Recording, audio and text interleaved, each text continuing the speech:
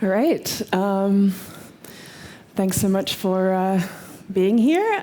So we're here to talk about COP30, which ended just over a week ago, and we heard some of the EU's perspective from Commissioner Wopke Hoekstra this morning. But we'll now take a bit of a closer look at the conference, its outcomes, and the EU's role in it with this excellent panel. Joining us online, I believe, who I don't see yet, would be... no, there she is. Okay, excellent. Hi. Is Lilian Chagas, who was the Brazilian presidency's chief negotiator at COP30. And here in the room we have with us Kasia Worona, Poland's director of climate negotiations, who was also in Belém. Then we have Lidia Pereira, an MEP for the European People's Party, who led the European Parliament's delegation at COP30.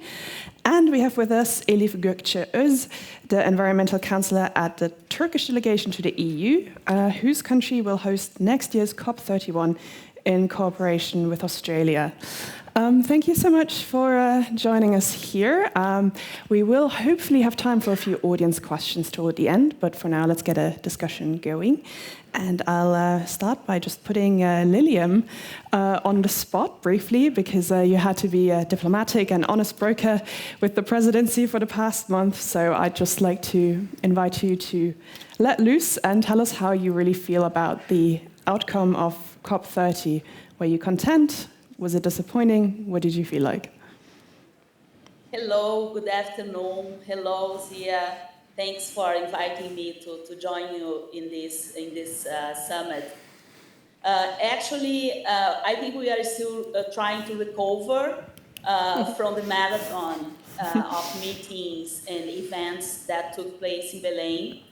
But for sure, we are very, very positive and have an excellent feeling around what we achieved at COP30.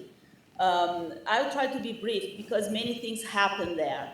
I think that in general was a COP that really puts the climate regime into another phase, a phase that's not so much centered on negotiations, on complex negotiations, but it's shifting towards implementation of the commitments. Factually, to be honest to the facts, we got all the results, all the outcomes that we were supposed to get. All the mandates that were there in the climate negotiations to be fulfilled in November 2025, they were fulfilled. We got 29 substantive decisions approved by consensus. Among them, one erga omnes decision that we are not clear in the beginning that would be possible. The mutirão decision. Mutirão means this indigenous people concept that you need to do a difficult task in a group, collectively, something that you cannot do alone. So we think that it applies very, very well to the fight against climate change. It's something that no country can do it alone. We'll have to do it together. There is no alternative to multilateralism when it comes to climate, because, as you know, the atmosphere has no borders. So we won't make it if we act alone. We have to act as a group. Each country gives its contribution to meet the objectives, the targets of the Paris Agreement. So, in this sense, that the COP happened, that it took place for the first time in Brazil and for the first time in the Amazon, which is very symbolic because it was, we think that it raised the conscience of the link between nature and climate. And this is very important to the future because conserving the world's nature's resources, forests and ocean especially, are key to succeed in controlling the warming of the temperature.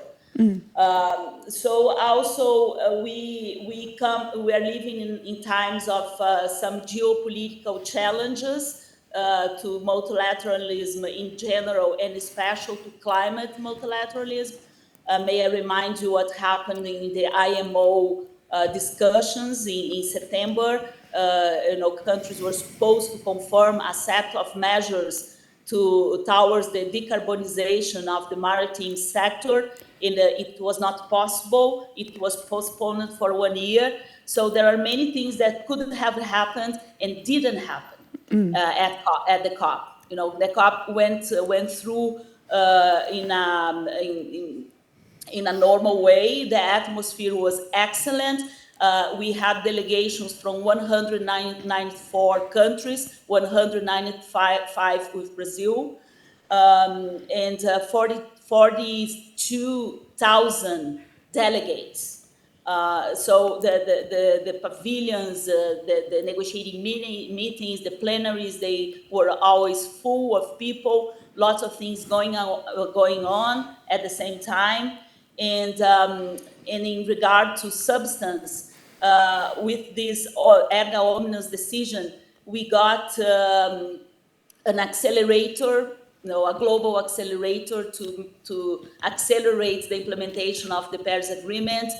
For the first time, we got a work program to discuss finance in all its dimensions. That's one of the topic. The Article 9.1 was one of the key topics that countries wanted to talk about it. And also for the first time, we got a space to discuss in a cooperative way the link between trade and climate.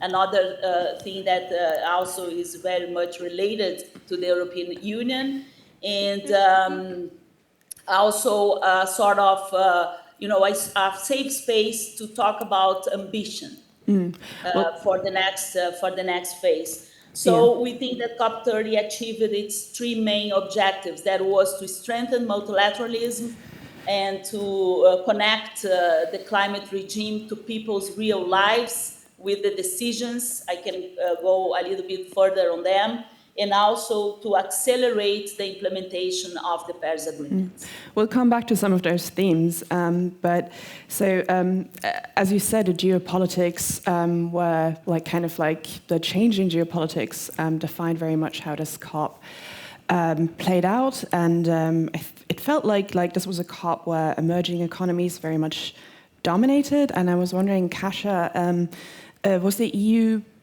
prepared enough for this shift in the absence of the United States, and how it would change the EU's role? That's a very good question. I think that the absence of the United States was very much felt at this COP, and also played out in the final outcome. And when I'm asked about the final outcome, I always feel that people expect an answer like it was good, it was bad. Well, from my point of view, it was both. On one hand, as Lilian mentioned, this COP happened in a very difficult geopolitical situation, and from this standpoint, it's good to acknowledge that it succeeded. We had an outcome. So that means that despite some left the table, still 194 delegations sit at the table, and decided to sign under this common agreement that it means that they still are behind the Paris Agreement, and they are still committed to working together to achieve its objectives. But on the other hand, we as the EU, because of this unbalance, partially felt that the outcome was not something that we were happy to accept. And I feel like something has changed. It was for the first time that the EU had to for a very long time consider whether we were in a position, in fact, to sign under an agreement that, from our point of view, was not ambitious enough. Lilian rightly pointed out that we discussed trade, we discussed finance, and she mentioned that we discussed mitigation as the last one. And this is how we feel about it. We feel that the outcome mitigation was just not enough. So in this context that we felt as very strong pressure from emerging economies, but also from other parties on financing, on trade, on other issues, we had to really think very carefully whether we are in a position to support it, and we did for the sake of multilateralism, and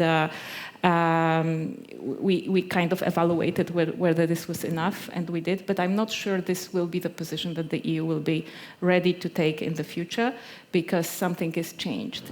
And we will surely think twice before we evaluate whether a deal that does not really bring much in terms of following up on the commitments that were undertaken, whether it makes sense to have it at all. I'll come back to our other two panelists in a second, but Lilian, just in brief, how did you feel about the EU at COP30? Were they useful, annoying, both?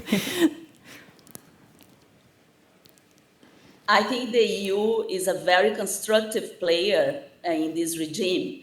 And it's very important that this bloc of countries remain committed to the Paris Agreement. And that was what happened there. As for the balance, it's always like this. Nobody is totally happy, but nobody is totally unhappy. That's more or less the history of the balance in these decisions. That's the way that we get. The only way you can get the whole world into a system. And this is something that we really have to cherish and have to take care of. The Paris Agreement is a framework to fight climate change around the world, and it has instruments and mechanisms that serves the countries that belong to the regime. And what we did was to take care of it and adapt to the current times. I think that the EU had some demands, what they wanted, what bloc wanted from the negotiations. They want basically a response to the NDCs. This is the year that countries have to present their national determined contributions, their climate policies, their new targets that are valid for the next 10 years. And what we are getting from the reports and from the analysis that are coming, that collectively, these NDCs of our countries, collectively, they are not aligned with the target of limiting the temperature, the increasing of the temperature to 1.5. So what we have to do, what we must do. And I think that even though not completely ambitious, what we got was a new framework to accelerate the NDCs, to accelerate implementation of the NDCs, to find the enablers, the positive tipping points, to bring in the new technologies, to make arrangements with the financial institutions to perfectionate the access to finance. So this is what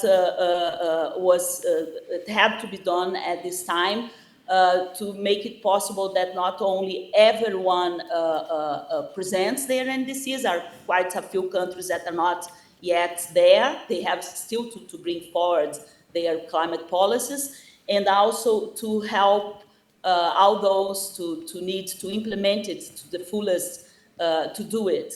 So, but back to the EU, they had one demand. They want to discuss what to do next, considering this set of NDCs. But also, the EU was on the defensive on two aspects that some countries brought to the agenda in June, back in Bonn. There was the questions of the finance around the public finance, the resource that developed countries should be put into the system. This was one of the new agendas that were there before us, and also the questions of unilateral trade measures that countries brought to the agendas and wanted to discuss, and that there's two items that the EU were on the defensive. So to make it possible to have an outcome that was acceptable for everybody, This was the way that we thought was possible to offer a structure, that was not. We are not discussing what our faults, what we are not doing, but instead what we should be doing better and what we need to perform better. Okay. So that was what we call the erga omnes decision.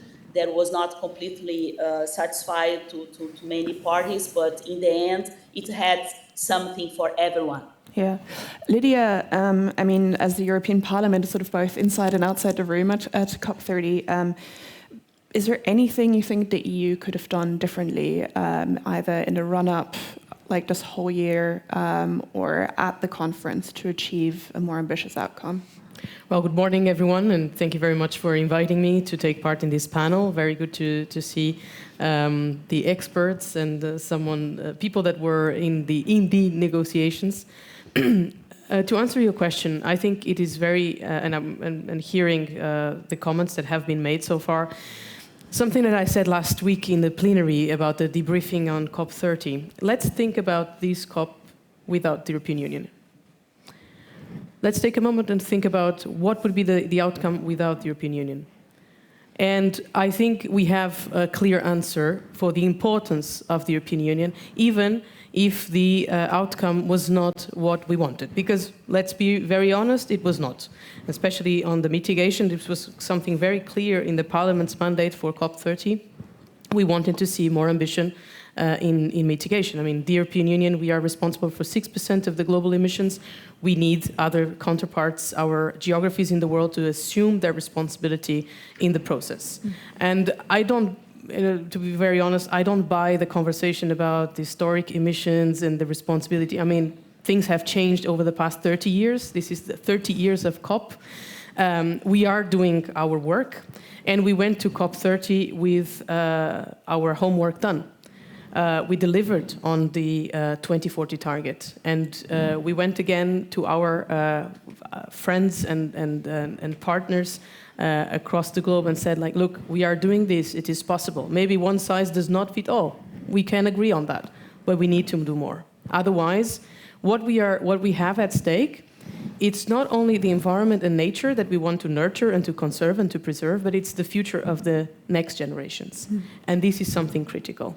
When we talk about environment, and yesterday I was having this conversation with another person, it seems like sometimes climate change and environment are too much narrowed into some ideological agendas that, for me, they don't make much sense. But it is an integrated vision that we have to apply in these when we discuss about climate change or environment. And I'm referring this because if we really want to preserve the future for the next generations, that also implies that we will have better standard of living, better quality of life. So health here has a big dimension, and if we all do more, then we will all achieve more. So my first comment would be, let's think about this outcome without the European Union. I think it was also a huge victory of multilateralism. I am a very convinced transatlanticist. I very much cherish, and I've been working on delivering more on the transatlantic relationship, but things are not going to go back to what they used to be. So if we imagine the outcome of this COP with a failure, we would have seen all the narratives spread across social networks from President Donald Trump saying that the UN and the UNFCCC, that this is bullshit, probably. This would be the big headline. And still, multilateralism endured. And we worked on that, and knowing that the outcome is not what we necessarily wanted. So there is a big responsibility for the next year, and I think the work for COP31 starts now, also from a European view on that, to make sure that it is actually possible to implement all the decisions that we have been taking over the past 30 years. And to conclude, I think this was one of the important messages that Brazil wanted to convey, to be the COP of implementation. So I think in the framework of still the legacy of Brazil, that we really need to deliver more on the implementation. So everything has been discussed, everything has been agreed. Let's get some work done and let's implement what was possible to be agreed in Belém. That's a nice transition for Elif. I'm wondering, can you share anything with us about how Turkey sees its work here? I mean, what to do with this outcome? I know you share, the negotiating presidency is Australia, but how are you going to pick up some of these themes from COP30 and bring it to the COP31 in Antalya? So I think our priorities would be next year inclusive dialogue and practical cooperation. So I think it's very meaningful to have this arrangement with Australia at this juncture because multilateralism is seen as losing ground, but I think this will show that cooperation is still at the driving force, is a driving force in climate cooperation, in the climate change agenda. Also, I think Turkey is well placed in terms of, we value equally climate ambition and climate justice. So we want an outcome that reflects fairness as well as global ambition.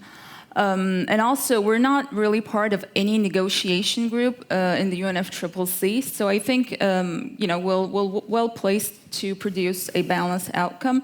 And we very much look forward to cooperate with Australia. The modality is that we'll have the COP presidency and will be the host country, and Australia will have the presidency of negotiations. And I'm happy to say that this wasn't tried before. So there were arrangements where one country had COP presidency and another was hosting it physically. For example, Germany-Fiji arrangement. But this time, there's one country that holds the COP presidency. There's another that's also responsible for negotiations. So I think this shows that multilateralism is very much alive. And in fact, I think, there's much talk about the climate agenda taking a hit these days. I don't necessarily agree with that because I think the driving rationale for climate change, those are still there. So when you look at numbers, you see that emissions can go down and growth can still be sustained. And this shows that there is a good business case for climate change. And I think there is also an increasingly geopolitical case for pushing the climate agenda forward. So think of energy security, energy independence, think of clean technology leadership. So I don't necessarily agree that climate change or multilateralism are really systemically challenged. But I do think that they are changing forms. So you see, for example, many initiatives and coalitions. EU is actually very much interested in building regional cooperation frameworks with ASEAN and African Union very recently on climate change. So regional cooperation blocks, voluntary partnerships, these will be also complementing the multilateral process. And it's very true that, for COP31, it's very true that the UNFCCC and COP negotiation process, I think, are undergoing a transformation right now. So it's natural that it feels a bit challenged because it's trying to transform itself from a rule-setting platform, a negotiation platform, to an implementation platform. So I think it's part of the structural nature of things that things feel a bit challenged right now. But that doesn't mean the process is dead. So as Turkey in COP31, we very much look forward to having this inclusive dialogue. And it's especially important because right now, the traditional, perhaps from the point of view of the EU, the traditional axes of US-EU negotiation cooperation is perhaps not there right now. And I think it will be important for the EU as well to forge alternative alliances in the COP negotiation process. This was one of the commentaries that was very much prominent after COP30. And for that, I think one key phrase is means of implementation. So means of implementation is technology transfer, climate finance, and capacity building in UNFCCC lingo, basically.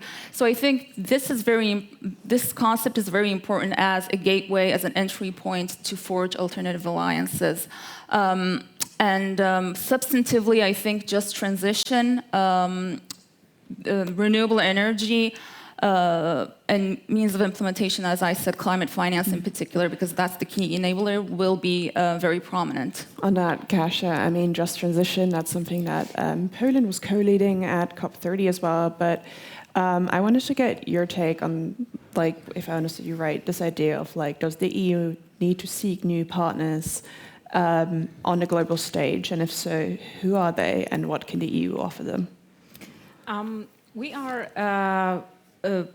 have a traditional group of like-minded partners with whom we work, and these are in the framework of UNFCCC, those countries that realize very well that no matter how much public money they get, they will still sink underwater if there is not enough mitigation going on the global level. And we will be working with them on ambition next year, and we will be happy to support them as the convention stands that the developed parties will be providing support to developing countries. And I would like to challenge a little bit this narrative that finance is the most important here, because I don't think really it is. There is this narrative going around that climate finance is the key enabler. But if we look a little bit deeper into it, we see that developed countries don't throw money at developing countries and do not transfer budget to means directly into the budgets. There is a lot of work that needs to be done on the side of the developing countries, and this is the quality of projects, because money goes directly to the projects. It's the regulatory framework that is working or not working. It's the safety of investment. And it's the capacity in the end. And I see coming back to your question, Zia, that the capacity that we can offer as the EU, as the countries that already went through a lot in terms of transition and learned both the good lessons and the bad lessons to share. And this is what we are doing, for example, as Poland, right now, for example, with Ukraine. Ukraine, just to give you a very practical example, is developing its own ETS system and is reaching out to us, and we are providing trainings explaining how did we organize the legal system, how did we organize the register, how many people are employed, how are they working in this structure. We're sharing also the bad lessons so that they don't have to repeat them, and this is how we're building a practical capacity to reduce emissions with an ETS that is proved to be the most effective way to reduce emissions in the industry and energy sectors. So we will be ready to work with those that are able and are ready to show the ambition, but it has to be very clearly also stated that the support is not limitless and it's not unconditional. It is clear that the support should be rewarding ambition as well. Okay. Lilium, how do you see this? I mean, especially, there's, I suppose, climate finance for an emerging economy like Brazil is maybe not the most salient question, but what's like a good model for you of climate cooperation between the EU and a country like yours? You mentioned, for example, Ukraine and the ETS. Brazil is also developing a carbon pricing system, which at least the EU says is in part a success of its carbon border tax, which, as you also mentioned, came up at COP quite frequently. I mean, that sort of push and pull, is that useful to you? Is there something that you're missing? Is there something that Brazil can bring to the EU? Well, Zia, I'm not sure I understood your question, but I'll give it a try. I think that Brazil is a good example that it builds some domestic instruments that work for the sake of climate using international cooperation. So we have very successful funds, the Amazon Fund and the Climate Fund, to finance national projects in Brazil that are around nature and mitigation and adaptation, that work using international money as well as money raised in the international market, and that works super well. And this was possible because of these international arrangements that comes from the climate regime. So we hope that the regulated carbon market that we're about to launch will be one more segment, one more element of this effort of the series of mechanisms and instruments that were built to make it possible, to work with the nature projects and the climate projects as well. So we are a good example that we're using this international cooperation wisely to finance and to habilitate the national projects. And one of the major outcomes that came from COP30, not specifically from the negotiations, but from the summit that we had just before the COP, 6 and 7 of November, was the launch of a new fund, an innovative instrument of blended finance that's to compensate countries and communities that have conserved their forests. That's the TFFF, Tropical Forest Forever Facility, Tropical Forest Forever Facility. And this was launched and now already has a resource put into it. It's a financial instrument. It's not a donation. The investors will be getting back their investments. But the formula is that what the facility or the fund will be able to invest more aggressively, the revenues of it will be given to countries that conserve their forests. And speaking I of, think that, sorry. yeah, please. No, sorry, I was about to ask you something else, but I think Elif wanted to comment on this. So I just wanted to come in and clarify something especially about climate finance. So I do agree that regulations, investment frameworks, and ways to attract not just public finance, but private finance is very important for the climate agenda, which is why Turkey is developing, for example, a green taxonomy to mobilize private investment really and we have a green asset ratio in the banking system. So it's true that it's not just out of public pockets that the climate finance can be fulfilled. But we also need to think about cases such as, LDCs, so least developed countries. So these countries have trouble accessing capital markets. Even when they do access, they pay a huge spread, and they have trouble attracting private finance. So it's not really an immediate solution to their climate change problems. But as Madame Ambassador said, blended finance solutions could be very important here. And the other tier of developing countries, emerging economies, they're already, well versed in alternative instruments such as green bonds, which I think is also a point of interest for the EU. So I think it's important to put things into perspective. And yes, both sides need to step up their ambitions in their own way. But we also need to look at adaptation.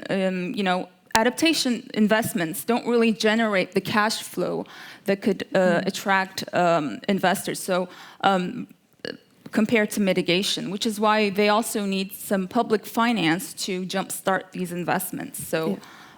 I just wanted to point that out. I think Lydia wanted to come in. Yeah, I just wanted to flag that I think we have to be, when we talk about adaptation, we have to be frank and honest. And it's also one of the reasons why we have to do more on mitigation, so we don't have to spend so much on adaptation. But when we talk about the vast majority of things related to adaptation are infrastructure. And that's public, and that's usually coming from state budgets. So what Elik was saying, it is very true. And what we also observed in the interactions we had, for example, with the Inter-American Bank, was the development of some products that can be of use for communities. So basically where there is investment coming from different countries, but then the interest of those investments is reinvested in projects related to climate. But I think the point here on adaptation is that it is very heavy investments that we are talking about. It is very difficult to attract private capital, and that's one of the reasons that I think we should also try to do more on mitigation. Like the costs, and I have been a lot in touch with the UN DR, the costs of answering responses to disasters, it is sometimes 3 times, up to 10 times more than if we do our homework. So it is crucial because we are talking about the community level. We are talking about levels of governance that sometimes do not have initially the capacity to respond to these extreme weather events, for which adaptation is obviously necessary to build the capacity, to do the capacity building for the communities. But in terms of the costs of investment, it's usually what Elik was saying. There's not a lot. There's no cash flow, or there's very limited cash flow, and that's why I think this conversation about climate financing sometimes is a little bit blocked. But we have to see this, I think, in perspective, and I think. The commitment that was made in COP30 is a good one, in particular for the European Union, with the extension of until 2035, because it also gives some margin of maneuver. But to conclude, when we talk about public investments and what we talk about investment in least developing countries and so on, it is also important that there is transparency in the projects that are being supported. And I think sometimes I'm not questioning, I think I see that as a valuable action of the investments in countries worldwide, but we need to have more transparency also in the public speech, because it can be very easily used or misused by narratives coming from disinformation campaigns and stuff like that. So I think from a transparency point of view, it's also relevant that there's some investment in making that information available for everyone. Yeah, Lilian, did you want to respond to that? I see you were, Yeah, I would like to just to complement, because another feature that came out during COP30, and it has to do with climate finance, is the presentation of the roadmap to 1.3 trillion that was presented. This was a mandate coming from COP29 to the 2 presidencies, Azerbaijan and Brazil, to present a roadmap to unleash finance to the level of 1.3 trillion per year to put into climate projects and climate funds. And this was a very interesting document. I think we will still have time. We will need some time to process what is in there.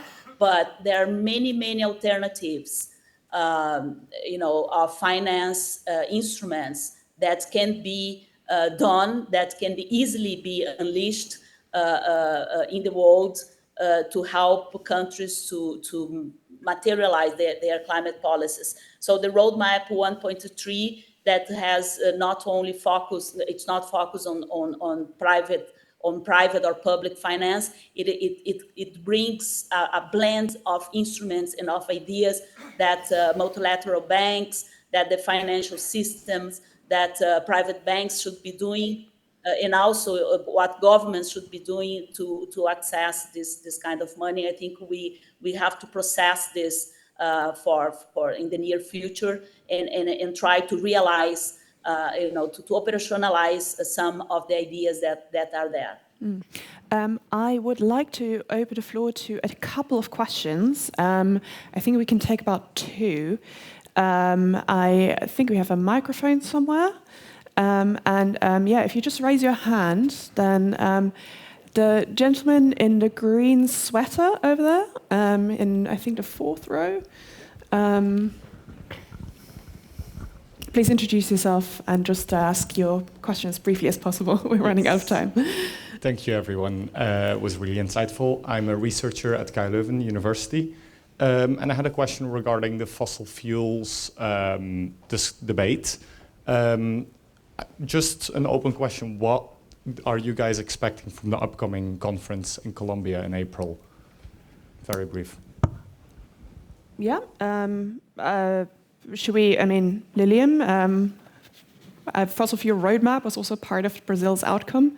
Does that feed into the Colombian, which is a fossil fuel phase-out summit, I believe, in April, is Colombia is hosting that? Mm-hmm. Well, thank you for the question, because the fossil fuels discussion was something that came out with very strong during COP, and there was a possibility to include this in the decisions. There was a section on just energy transition in the just transition decision, the decision around the implementation of the GST. Also, the transition away from fossil fuels is an element of the GST, but there was no agreement on how to proceed or how to take forward this discussion.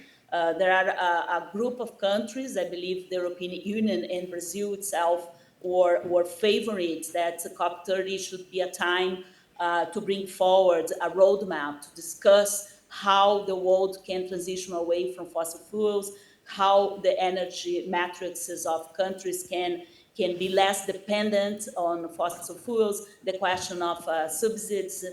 And but then there are another group of countries that feel that the elements of the GST around energy targets, they are to be taken nationally by each country, because countries have different national circumstances, and they will have to decide how they can implement in practice these global targets. So, but the debate was a very strong debate in the rooms and in the corridors. But as you know, we work by consensus. This is one of the strengths of this climate regime.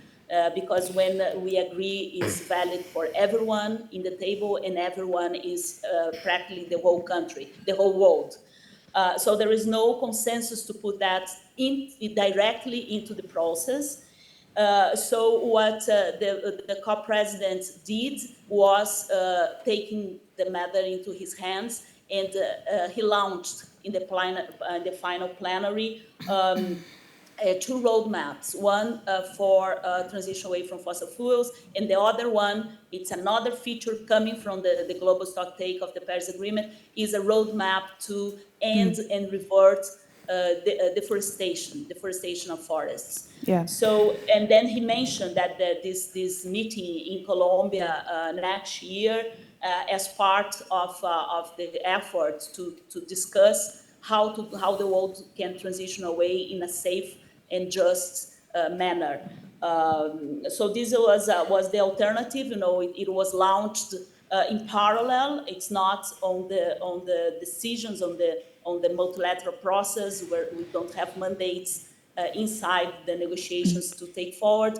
But these important discussions will happen in the next month through these avenues. Yeah, I think Kasia had a comment here. Very shortly, this was a very important part of the discussion at COP, and one of those that the EU was very much invested in. Because for us, again, even in this panel, we're discussing about the outcomes of COP, and we're discussing finance, ways to support developing countries, trade. We're not discussing about the substance of this process, which is mitigation. We now have very clear targets. We know what we need to do in order to stop the global warming at ideally 1.5 degrees. And we cannot, at COP, discuss ways how to get there.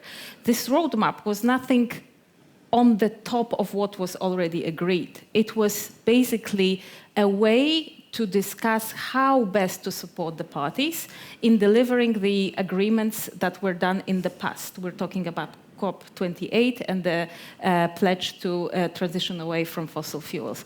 So from the point of view of the European Union, this is going to be a very important discussion at the next COP. I'm looking at you here as the host. And we very much hope that it will be able to be integrated. We will be able to integrate it into the negotiated outcome.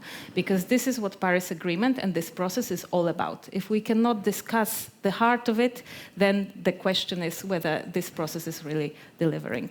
Thanks, Kasia. And we're running out of time, but I'd like to give just Elif and Lydia a very brief moment to also have some closing thoughts, especially on what Kasia just mentioned. I mean, actually, Turkey overtook Poland as Europe's largest coal-fired power generator, I think, last year. So I'm very curious how you see the transition away from fossil fuels to be part of the COP in Turkey. So we talk about transition, and I think that means in a transition, I think what's important is direction of travel. So it's not that you're brown one day and you're green the next day. So emissions profiles, climate agenda, they all need to be looked at in context. And I think many developing countries see this. Many developing countries approach climate change agenda from different baselines. So there's really not a single transition that can be talked about because they all have different baselines. But in terms of the energy sector, I think reducing import dependency, increasing energy security, and the climate agenda is pushing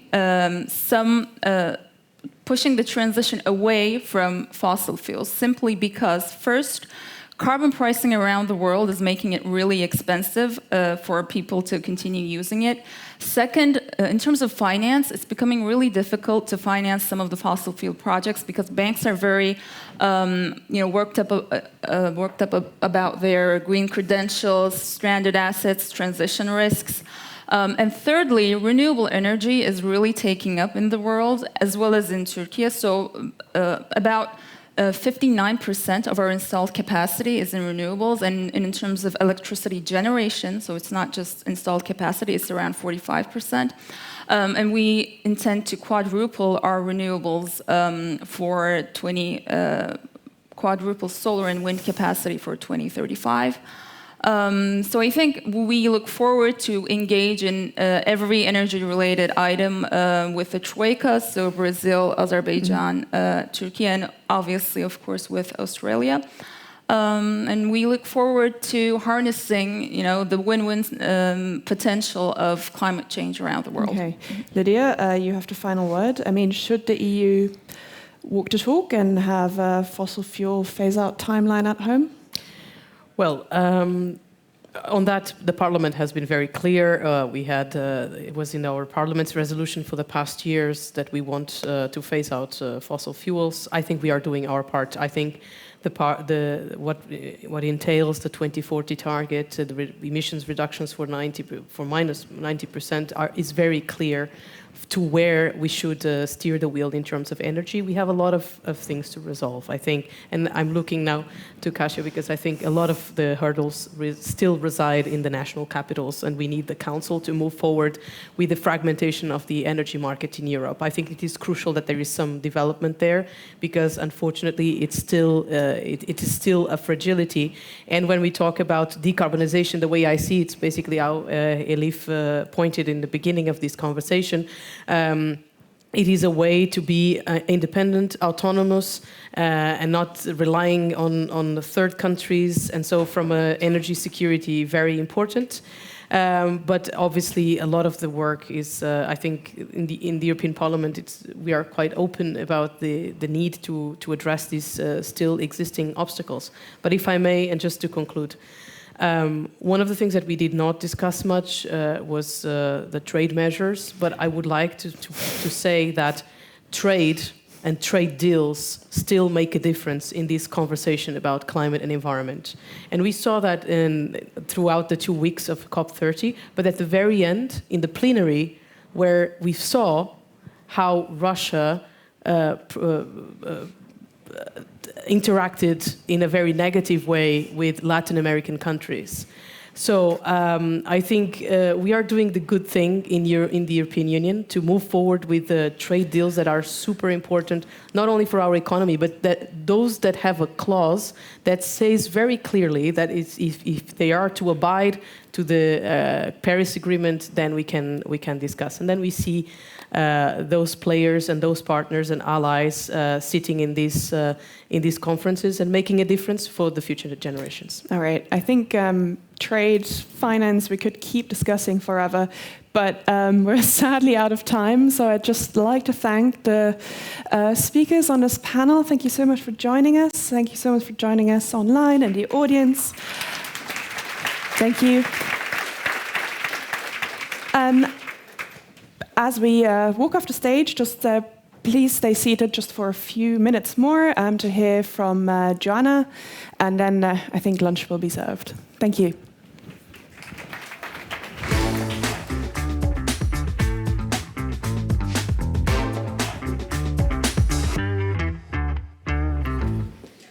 Thank you very much, Zia, and thank you to everyone here at Politico's Sustainable Future Summit, as well as those joining us online. I'm Joanna Roberts, Politico's Senior EU Policy Editor. So earlier this morning, we heard from Commissioner Hoekstra, who insisted that there was no green backlash and that Europe's action on climate change is, in fact, accelerating. On the next panel, we heard that actually there's a long way to go, though, when it comes to actually working out how the bloc's 2040 climate targets will be put into action. We heard about how the Commission is trying to boost investment in clean technology through its new framework for countries to use state aid. And we've just heard that despite the current geopolitical environment, the only way we'll achieve real action is for countries to keep working together, although the EU may think twice about signing weak COP deals in the future. Now, I know you're all hungry, but bear with me for a couple of minutes. Just before we break for lunch, I want to thank all of our speakers who participated this morning, as well as our moderators and our crew.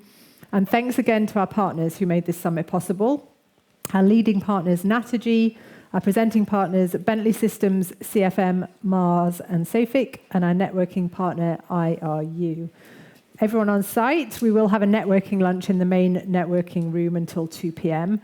You can also come and meet our pro product teams in the networking space, and our reporters are running around chasing news, so please do tell them some if you see them. And while you're out there, you can also explore our partners' installations and booths, and obviously chat to fellow attendees.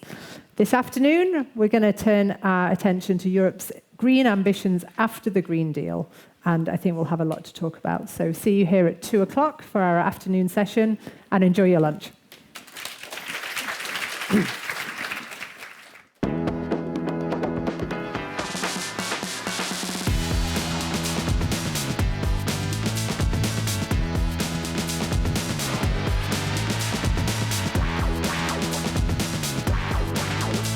Are united in diversity. We are very heterogeneous in our opinion. We are doing this in our open democracies, discussing this all open and loud, and I'm not for that. What is European Union? What is freedom? How we learn together.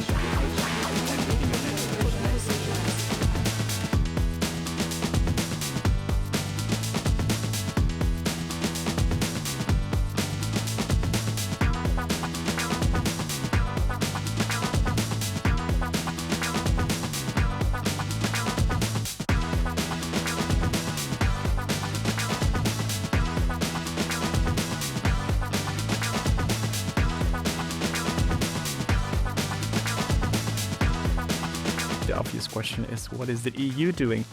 What is our plan?